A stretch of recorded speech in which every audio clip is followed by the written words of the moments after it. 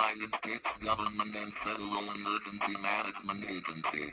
At 10:21 p.m., blackout is going to happen across Midwestern United States due to severe thunderstorm, hail, and 120 miles per hour near Goodwood County, Minnesota. It will happen around few minutes.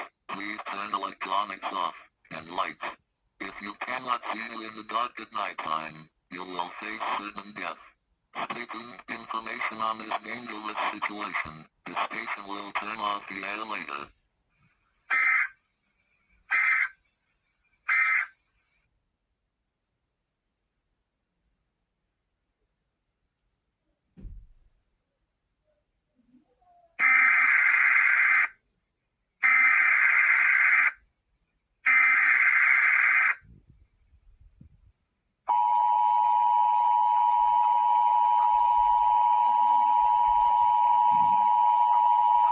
The following message is transmitted at the request of the United States Government and Federal Emergency Management Agency.